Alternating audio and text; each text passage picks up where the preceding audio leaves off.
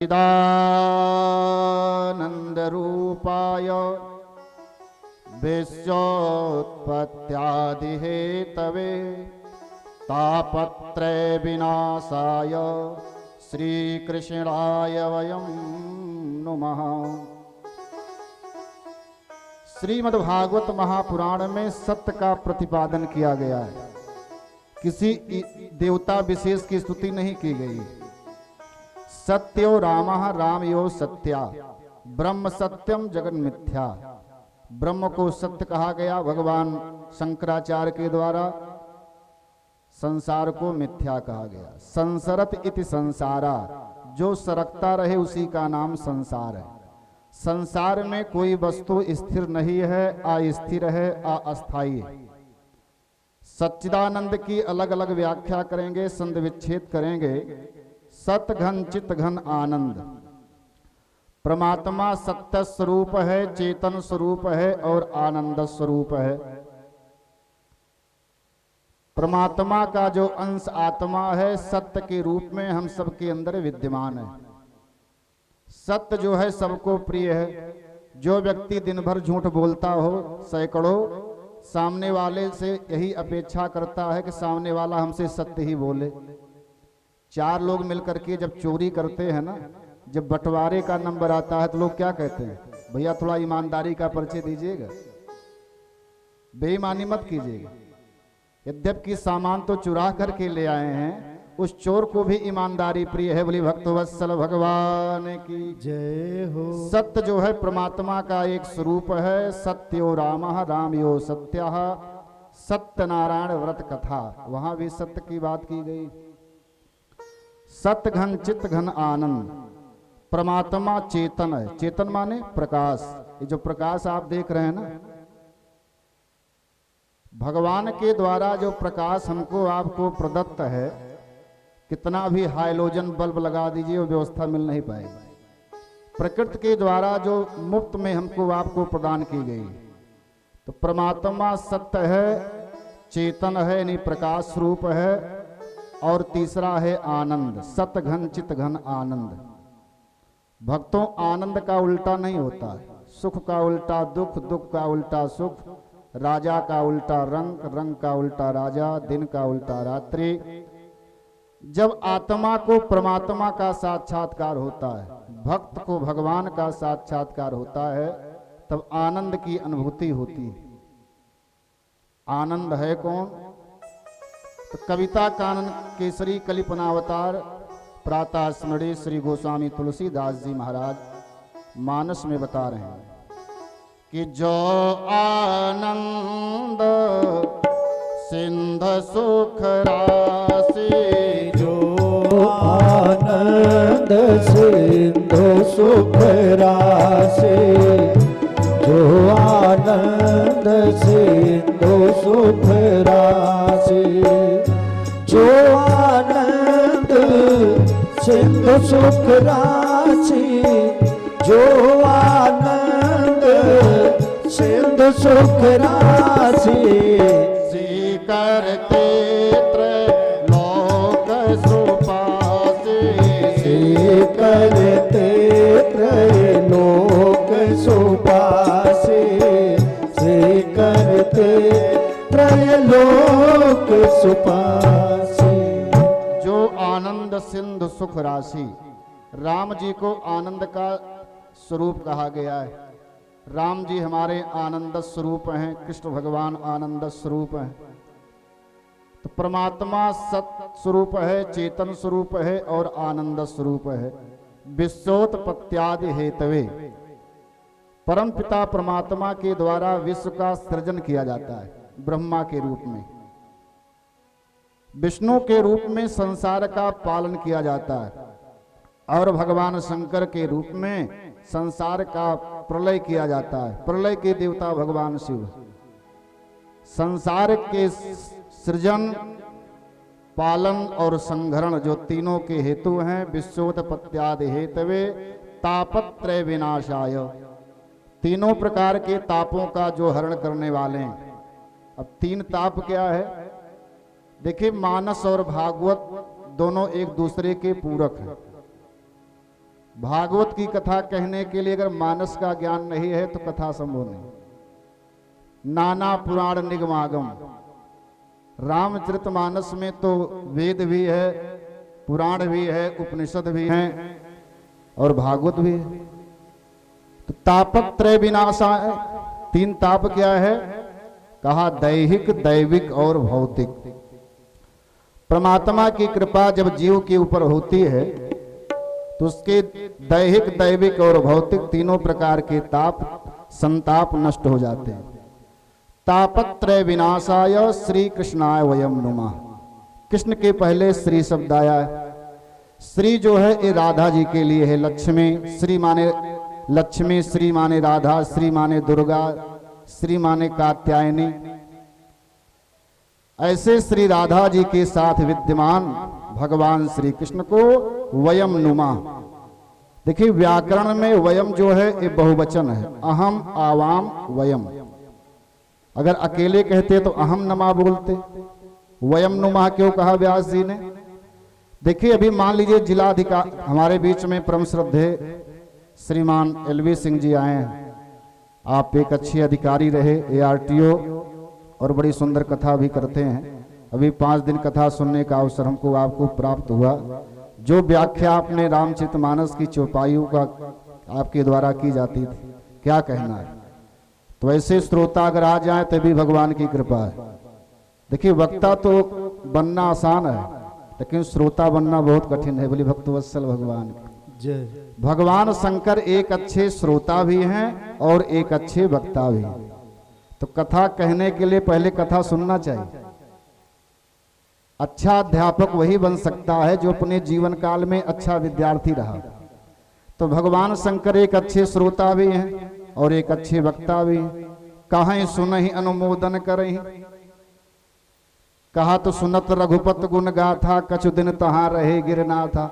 देखिए कथा की 2 विधा है। एक विधा तो ये है कि कथा हम आपको सुना रहे हैं, आप लोग सुन रहे हैं, और एक विधा ये भी है कि कुछ देर हम कहें तो आप लोग सुने और कुछ देर आप लोग कहें तो हम सुने। बोले भक्तवत्सल भगवान की जय हो। तो भगवान शंकर जब माता सती जी के साथ गए कुंभज ऋषि के यहाँ तो कहाँ ही सुने?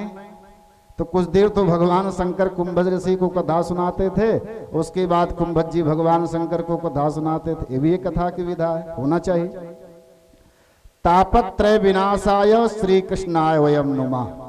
ऐसे श्री राधा जी के साथ विद्यमान भगवान श्री कृष्ण को हम सभी प्रणाम करते हैं। बोली भक्तवत्सल भगवान की जय हो।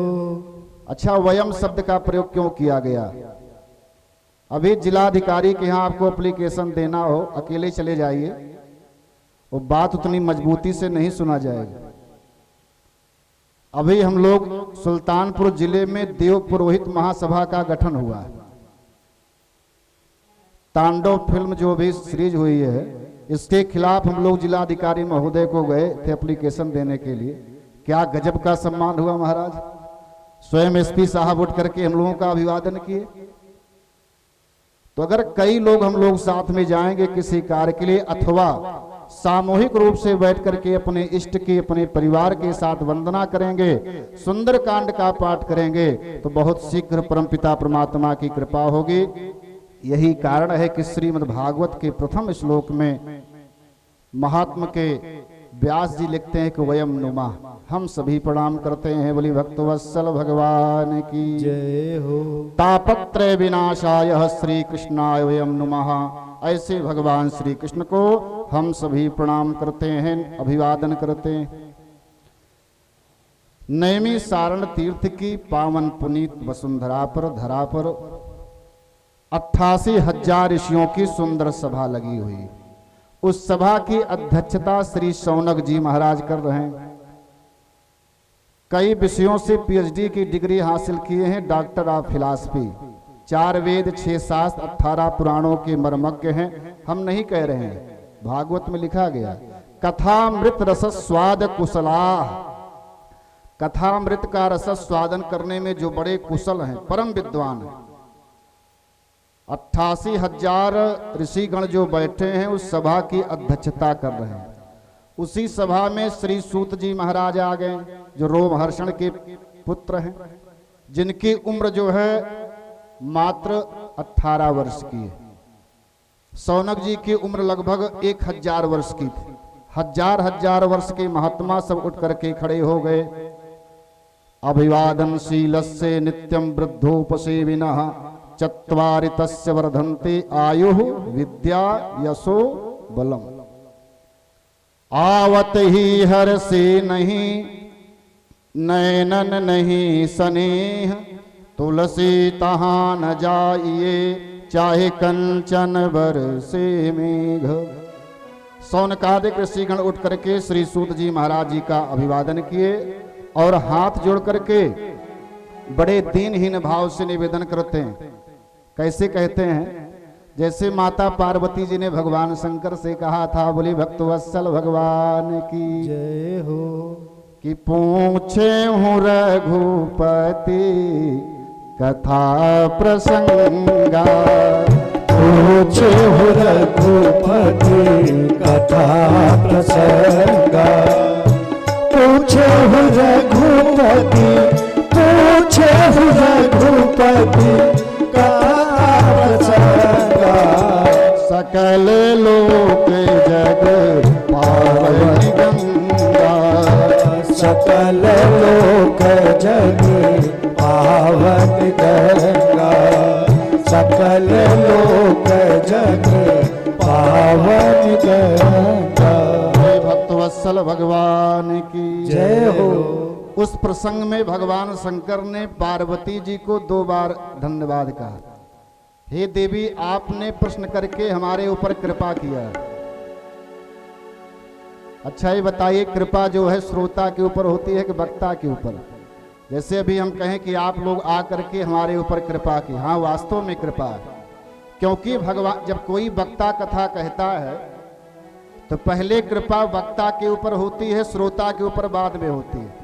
वक्ता जब व्यासपीठ पर बैठता है ना तो पहले अपने इष्ट का ध्यान करता है, तब उसके ऊपर ठाकुर की कृपा होती है, तब वक्ता जो है कथा कहना शुरू करता है, तब उसके बाद श्रोता के ऊपर कृपा होती है।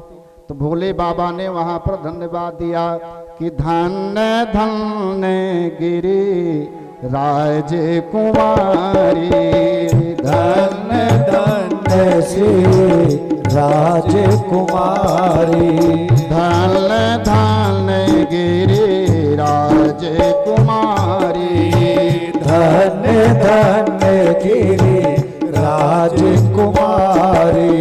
भक्तवत्सल भगवान की जय हो। तुम समान नहीं को उपकारी, पूछे हो रघुपति कथा प्रसंगा, सकल लोक जग पावनी गंगा। जब इनका सती के रूप में इनका अवतार था तो ये कथा नहीं सुनी। पार्वती के रूप में जब अवतार लिया तो बोले बाबा से प्रार्थना करें आप हमको कथा सुनाइए। सेम वही स्थिति श्रीमद् भागवत महापुराण में घटी है। शौनक जी हाथ जोड़ करके निवेदन किए, भगवान हम आपके श्रीमुख से भगवान की सुंदर कथा सुनना चाहते हैं। अज्ञान ध्वांत विध्वंस कोटि सूर्य समप्रभा, सूताख्यायी कथा सारम मम कर्ण रसायनम। अज्ञान ध्वांत विध्वंस कोटि सूर्य समप्रभा, आपका जो ज्ञान है वो करोड़ों सूर्य के समान है। जैसे सूर्य के उदय होने पर जो तिमिर है, अंधकार है, वो चला जाता है, वैसे गुरुदेव भगवान की कृपा जब शिष्य के ऊपर होती है तो अज्ञान रूपी जो तिमिर है वो नष्ट हो जाता है। बोली भक्तवत्सल भगवान की जय हो। सूताख्यायी कथा सारम मम कर्ण रसायनम। आप भगवान की सुंदर कथा कहिए, हम आपके श्रीमुख से सुनना चाहते हैं। चिंता मर लोक सुख सुरद्रो स्वर्ग संपदम, प्रियच्छति गुरु प्रीतो वैकुंठम योग दुर्लभम। पर्यच्छत गुरु प्रीतो वैकुंठम योग दुर्लभम। गुरुदेव भगवान की कृपा जब जीव के ऊपर होती है ना तो वैकुंठम योग दुर्लभम, योगियों के लिए दुर्लभ भगवान का जो वैकुंठ है वो भी बड़े आसानी से प्राप्त हो जाता है। बोली भक्तवत्सल भगवान की जय हो। ये गुरुदेव भगवान की कृपा है। कहते हैं परमात्मा अगर रूठ गए तो गुरुदेव भगवान की शरण में जगह मिल जाता है, लेकिन अगर गुरुदेव भगवान रूठ गए तो परमात्मा भी आपके ऊपर कृपा नहीं कर सकते। श्रीमद् भागवत में हम आपको कथा सुनाएंगे, जिस समय देवराज इंद्र के द्वारा गुरुदेव बृहस्पति का अपमान किया गया, उठ करके प्रणाम नहीं किए, तो गुरुदेव बृहस्पति का अपमान करने से देवराज इंद्र श्रीहीन हो गए। दैत्यों का आक्रमण हुआ है देवताओं के ऊपर, और देवताओं को अपना स्थान छोड़ करके भगना पड़ा है देवलोक। तो देवराज इंद्र गए हैं भगवान विष्णु की शरण में, त्राहिमाम त्राहिमाम त्राहिमाम। भगवान विष्णु ने कहा, देवराज इंद्र अगर हम स्वयं चाहें आपके साथ युद्ध करें तब भी आपकी विजय होने वाली नहीं है। बोली भक्तवत्सल भगवान की जय हो। क्योंकि आपके ऊपर से गुरु कृपा हट गई है, तुम पहले जाओ गुरु बनाओ। तो भगवान के कहने पर देवराज इंद्र त्वष्टा ऋषि के पुत्र विश्वरूप जी से जाकर के गुरु मंत्र लिया है। ये गुरु महिमा है। गु नाम अंधकार, रू माने प्रकाश। अज्ञान रूपी अंधकार से जो ज्ञान रूपी प्रकाश की ओर ले जाए, सच्चे अर्थों में वही हमारा गुरु है। वैकुंठम योग दुर्लभम। अब श्री सूत जी महाराज कहते हैं, सावधानतया सुनो। समस्त श्रोता समाज को सूत जी महाराज सावधान करते हैं। अब आप लोग भी सावधान हो जाएं। बोली भक्तवत्सल भगवान की जय हो। कोई बीच में बोलेगा नहीं, क्योंकि आप लोग अच्छे श्रोता हैं। देवी भागवत महापुराण में लिखा गया है, कथा के बीच में जो विघ्न डालता है ना, उसे ब्रह्म हत्या का दोष लगता है। देवी भागवत के प्रथम स्कंद में ही लिखा गया। पति पत्नी के बीच में जो झगड़ा आता है, बाल हत्यारा, स्त्री हत्यारा, और कथा के बीच में जो विघ्न डालता है, क्योंकि वक्ता की स्थिति वही होती है व्यासपीठ पर। ऑपरेशन थिएटर में जो स्थिति डॉक्टर की होती है, ये आसान बात नहीं। व्यासपीठ होती है। सावधानतया सुनो। आप लोग सावधान होकर के कथा का श्रवण करेंगे। श्री सूत जी महाराज कहते हैं, सौनकादिक ऋषियों, संसरत इति संसारा। जो सरकता रहे उसी का नाम संसार है। संसार की हर वस्तु अस्थायी है। संसार में दुख ही दुख है, सुख नाम की चीज ही नहीं है। अगर सुख प्राप्त करना हम आप चाहते हैं तो संसार से थोड़ा हटना होगा, नेत्र को बंद करना होगा, अपने इष्ट का ध्यान करना होगा। श्रीमद् भगवत गीता की रचना जब भगवान श्री कृष्ण ने किया है, तो एक बड़ा सा बोर्ड लिख करके टांग दिया है, दुखालयम शाश्वतम। इस संसार में आए दिन दुख ही दुख है। संसार जो है दुखों का आलय है। आलय माने घर होता है। दुखालयम शाश्वतम। काल व्याल मुखग्रासोत्रास निर्णास हेतवे श्रीमद्भागवतम शास्त्रम कलो कीरेण भासितम। काल व्याल, व्याल माने सर्प होता है। काल रूपी व्याल से बचने के लिए श्री वेद व्यास जी ने भागवत जैसे ग्रंथ की रचना किया। रामचरितमानस जो है जीवन जीने की कला सिखाता है। पुत्र का धर्म क्या है, पिता का धर्म क्या है, स्त्री का धर्म क्या है, राज धर्म क्या है। अगर सीखना हो तो मानस का अध्ययन करो। और अगर मृत्यु की कला सीखना हो तो मरा कैसे जाए, क्योंकि जिसकी मृत्यु सुधर गई ना, उसका तो पूरा जीवन ही सुधर जाता है। बोली भक्तवत्सल भगवान की जय हो। आज हमको आपको मरना भी नहीं आ रहा। एक कवि ने बड़ा सुंदर बात कहा कि बुढ़ापा ऐसा जीना चाहिए कि दोबारा आना ना पड़े। बुढ़ापे में ऐसे जियो कि दोबारा आना ना पड़े, और जवानी इस तरह से जियो कि बुढ़ापे में पछताना ना पड़े। बोली भक्तवत्सल भगवान की जय हो। लेकिन हम लोग क्या करते हैं, जवानी जो है टहल करके मौज मस्ती में गंवा दिए, बचपना खेल कूद में गंवा दिए, तो वृद्धावस्था में पछताना पड़ता है। तो पछताने से कुछ होने वाला नहीं। कीरेण शोकेन भासितम। भगवान वेद व्यास जी ने काल रूपी व्याल से बचने के लिए श्रीमद् भागवत महापुराण जैसे ग्रंथ की रचना किया है। श्रीमद् भागवती वार्ता सुराणामपि दुर्लभा। ये भागवत की कथा भक्तों स्वयं देवताओं को भी दुर्लभ है। ना यत्र वैकुंठ कथा सुधा पदा, क्योंकि वैकुंठ में कथा की कोई व्यवस्था नहीं, न वहां पर व्यासपीठ होगी, न आप जैसे भक्तों का साक्षात्कार होगा। अगर वैकुंठ में कथा की व्यवस्था होती साकेत धाम में, तो जिस समय भगवान श्री रामभद्र का साकेत गमन हो रहा था, एक सुंदर चर्चा आती है, जब राम जी अपने साकेत धाम को जा रहे थे ना, तो एक सुंदर दिव्य विमान सजा है। राम जी, लक्ष्मण जी, किशोरी जी, समस्त अवधवासी उस दिव्य विमान पर आरूढ़ हुए। कौतुक बस हनुमान जी भी आकर के बैठ गए। हनुमान जी ने कहा, राघव ये बताइए, आप जहां ले चल रहे हैं वहां पर आपकी कथा मिलेगी कि नहीं? तो राम जी ने कहा, ये बताइए कथा सुनी क्यों जाती है? कहा, कथा इसलिए सुनी जाती है कि राम जी मिल जाएं। तो राम जी ने कहा, जब वहां पर हम स्वयं मौजूद होंगे तब कथा सुनने का क्या मतलब है? अरे भाई, कथा सुनने का अभिप्राय क्या है? हर व्यक्ति यही चाहता है कि हम भगवान की कथा सुने और राम जी का हमको साक्षात्कार हो जाए।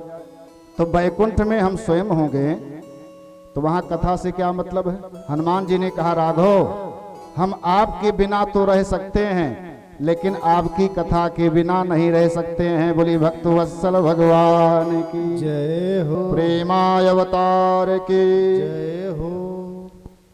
श्री सूत जी महाराज कहते हैं, शौनकादिक ऋषियों, एक बार की बात है, गंगा के पावन पुलिन पर श्री सुखदेव भगवान महाराज परीक्षित जी को श्रीमद् भागवत रूपी भागीरथी में स्नान करा रहे थे। अब देवताओं के राजा इंद्र को जब इस बात की जानकारी हुई तो देवराज इंद्र एक अमृत कलश को लेकर के गंगा के पावन पुलिन के पास आ गए और सुखदेव भगवान से निवेदन किए, भगवान इस सुधामृत को आप ले लीजिए और बदले में मुझे भागवतामृत प्रदान कर दीजिए। सुखदेव जी ने कहा, रे स्वार्थी देवताओं, तुम लोग तो वास्तव में बड़े स्वार्थी हो, आपको विनिमय करना नहीं आता है। क्व सुधा क्व कथा लोके क्व काचा क्व मणिर् महान। कहाँ सुधामृत, कहाँ भागवतामृत? सुधामृत की तुलना तुम भागवतामृत से करते हो। अब आप लोग विचार कीजिए, वो सुधामृत कोई सामान्य वस्तु है जिसको दे करके देवता भागवतामृत लेने के लिए आए? सुधामृत को प्राप्त करने के लिए कितना प्रयास करना पड़ा है? सुधामृत को लेकर के देवासुर संग्राम हुआ है देवता और दानवों के बीच में। क्षीर सागर का मंथन हुआ, मंदराचल पर्वत की मथानी बनाई गई, वासुकी नाग की रस्सी बनाई गई, 14 रथ निकले। अमृत को लेकर के देवता और दानवों में भीषण संग्राम हुआ, तब देवताओं को जाकर के अमृत की प्राप्ति हुई। आज उसी अमृत को देकर के देवता भागवतामृत लेना चाहते हैं। इसका मतलब है कि सुधामृत से भी ज्यादा बहुमूल्य वस्तु भागवतामृत है। बोली भक्तवत्सल भगवान की जय हो। अमृत में और भागवत की कथा में आप तुलना कीजिए। देखिए, सुधामृत में पक्षपात है, देवताओं को पिलाया गया, दानव उससे वंचित रह गए। लेकिन भागवत की कथा में किसी भी प्रकार का पक्षपात नहीं है। वो चाहे टाटा बिरला में, चाहे अंबानी परिवार का कोई मेंबर आवे और चाहे कोई सामान्य व्यक्ति आवे, भागवत की कथा तो सबके लिए सुलभ है। बोली भक्तवत्सल भगवान की जय हो। पहली विशेषता। लेकिन सुधामृत में तो पक्षपात है, देवताओं को मिलेगा, दानवों को नहीं। दूसरी विशेषता, भगवान की जो कथा है वो कलमसापहम, जीव के कलमस को दूर करती है। गोपी गीत में व्यास जी लिखते हैं, श्रावण मंगलम, भगवान की कथा सुनने से जीव का परम मंगल होता है और इसमें उधारी का खाता नहीं चलता है। कथा सुनो, तुरंत उसका लाभ लो। कि माँ जान फल पे खींतत काला जम फल दे के तत्काला जम फल दे के तत्काला काक हो ये पीक पकहू मराला काक हो ये पिक बकहु मराला काक हो पिक बकहु मराला। तो भागवतामृत जो है कलमशापहम, जीव के कलमश को दूर करने वाली है, और सुधामृत जो है कलमश को बढ़ाने वाला है। सुधामृत जो पिया मान लीजिए अमर हो गया, तो अमर होकर के क्या करेगा? कोई भयंकर बीमारी लग गई शरीर में, तो लोग क्या कहते, भैया इससे जीने से अच्छा तो मर जाना ही अच्छा है। भागवतामृत पीने से व्यक्ति दिव्य जीवी बनता है, सुधामृत का पान करने से दीर्घजीवी बनता है। मान लीजिए दीर्घजीवी हो गया और शरीर में कोई भयंकर बीमारी हो गई, तो जिएगा तो लेकिन मर मर के जिएगा, तो ऐसे जीने से तो मर जाना ही अच्छा है। लेकिन भागवतामृत का जो पान करता है ना, वह दिव्य जीवी बनता है। जब तक जिएगा ना, शरीर से स्वस्थ और सुंदर बना रहेगा। ये कथा की महिमा है। तो कलमशापहम, भगवान की कथा जीव के कलमश को दूर करती है, दिव्य जीवी बनाती है, और जीव के कलमश कसाय को दूर करती है। ये भागवतामृत का वैशिष्ट है।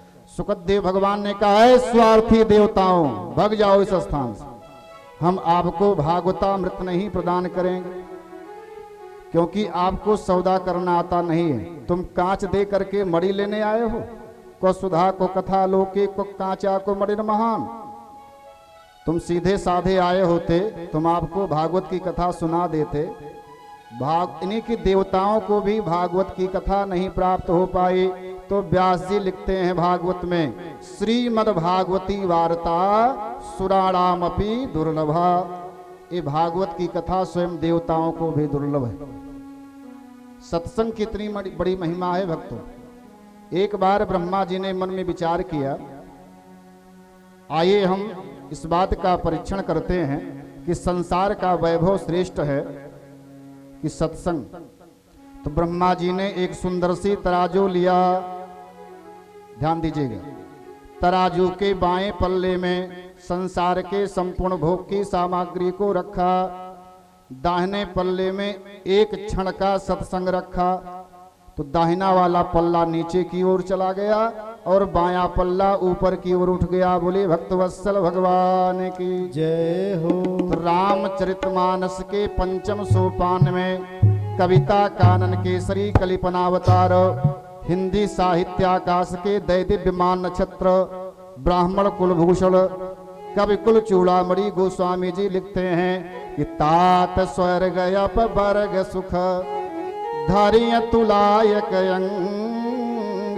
तो तूलनता ही सकल मिली, तो जो सुख लो सत्संग सियावर रामचंद्र की जय। बिनो सत्संग विवेक न होए, बिनो सत्संग विवेक न होए, बिनो सत्संग विवेक न होए।